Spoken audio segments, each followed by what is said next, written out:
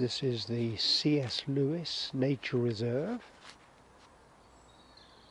C.S. Lewis is a very famous English author who lived in Oxford, lived near to here. His house is next door actually, and he owned this woodland and the pond down below. Wood pigeon, and eventually it became the property of the BBOWT Wildlife Trust, and they've preserved it. They support wildlife. There should be coots here, moorhen, grey heron, grey wagtail, various sorts of bird life, insect life, etc. Don't see much of that at the moment, but it's a very cold, very cold spring. I think everything's very late. I hope it comes out before I leave. So there you are, that's the single piece of wildlife that I've seen so far, the wood pigeon. But I can hear the birds in the background, but basically very similar to the birds in my garden. And that does look a little bit like a wartime relic, not sure. A semi-stagnant woodland pond, which looks dead, but actually there's a lot of life in it. Fortunately I can't see it. Woodland path.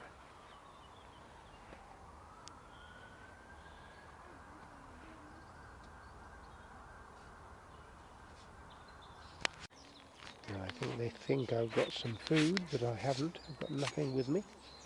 But they're enjoying a slightly sunny Sunday afternoon, but not a very warm sunny afternoon. Bit of speedwell here, and of course the pervasive dandelions. Yes, pleasant little spot, isn't it? But possibly the wrong day to collect some wildlife sites, I'm afraid. So let's go on now to my second visit of the day, Wells Farm. So this is Wells Farm Nature Reserve, part of the BBOWT, and as you can see it is a farm, a working farm. It's a lot quieter than the last place we were at. It's in the middle of a rather delectable little village. Almost looks like a Cotswolds village, but the Cotswolds are a distance away from here, so it's not Cotswolds. Yes, so and the birds are singing to welcome me. Walking through a field of horses.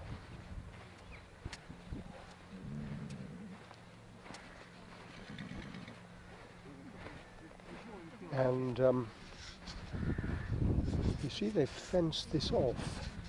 It says something at the top about they've planted tufted grasses to encourage beetles and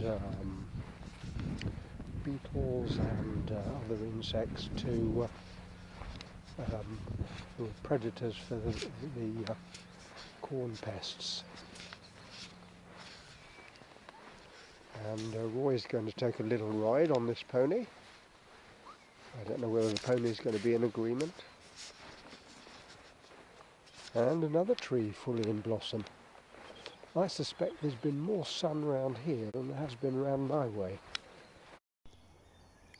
So this is another BBOWT Nature Reserve site. This is the C.S. Lewis, who's a famous English writer.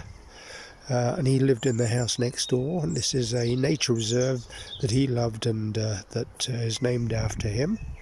I think you can hear the birds, and the sun's just starting to come out. And it's a very small reserve. It's mainly the pond and round about the pond.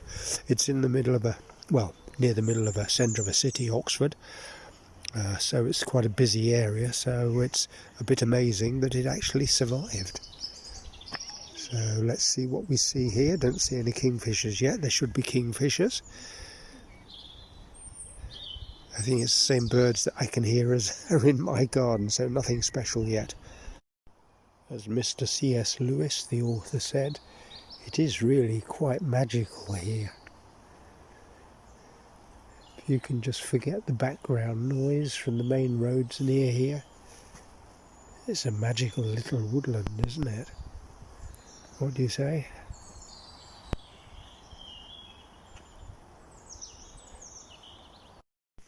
So this is the second of my 2 visits today. This is Wells Farm Nature Reserve, and it is a farm, a working farm. It's a lovely setup, it's very quiet here. It's a lovely little delectable village. And I think here's Roy coming to meet me. I'd like to live in a little village like this. Lovely magnolia tree. Lovely farmhouses, 400, 500 years old. Very pleasant. Look at this tree.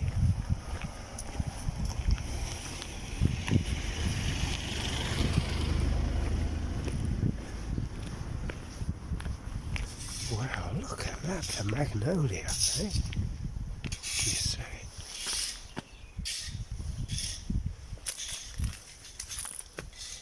Tremendous, considering there hasn't been that much good weather, warm weather.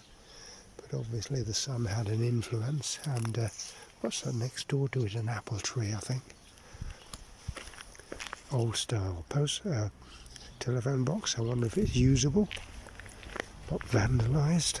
Look at these houses. Would be pleasant living here, wouldn't it? Some very handsome ponies along the paths that we're going along.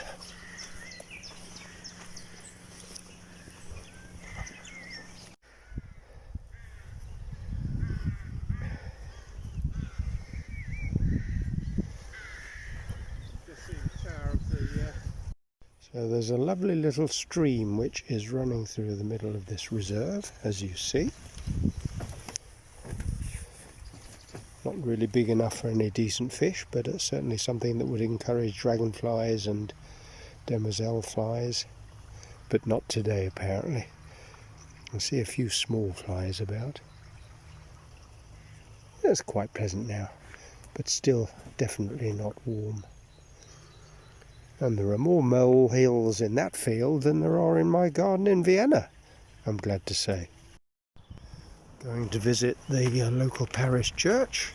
Somebody we passed on the path told us there are a couple of nice parish churches at Great Hazley, which is where we are, and Great Milton.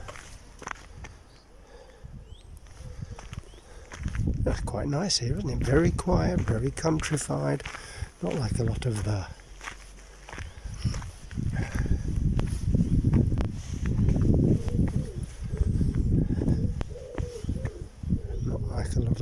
places that I've been to. Lovely flowers at the door.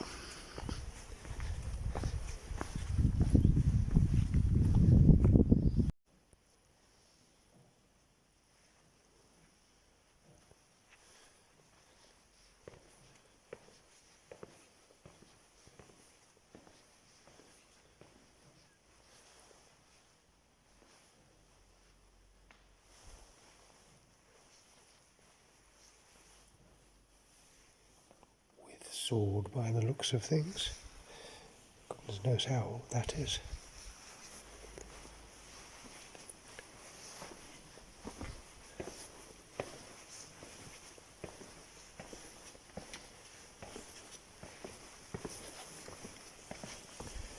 (1647).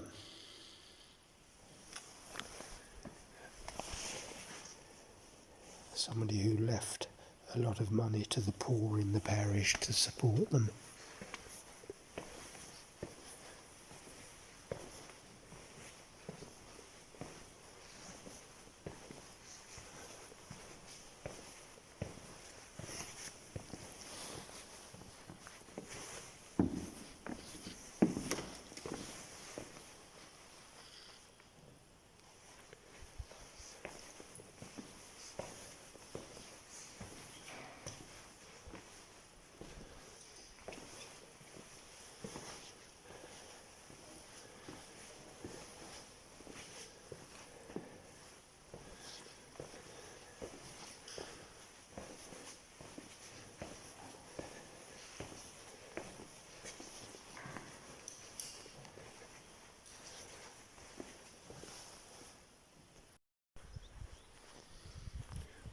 around the church. Beware of rabbit holes. I know all about rabbit holes. Interesting little door, isn't it? Going up to the tower. The tower is not that old. It's not as old as it looks. I think it said, did it say 18th century inside? But the door's very old. Or maybe the frame of the door. It's 12th century. That is pretty old. Metal's taking over. That doesn't look in use, does it?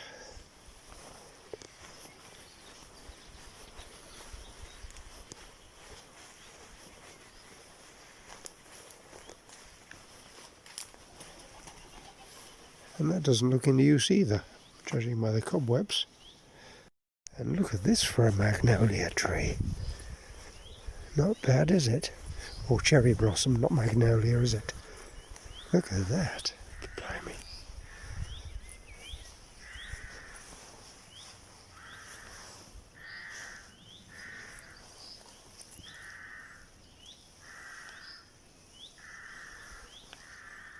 Splendid, isn't it? Really splendid. That's the advantage of the BBOWT. It brings you out to all sorts of little out-of-the-way, unknown places that you wouldn't think of, that you never get to otherwise.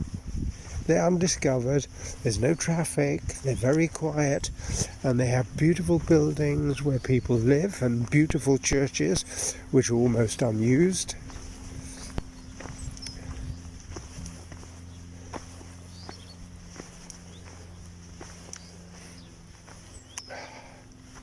And it looks as if we have to turn back.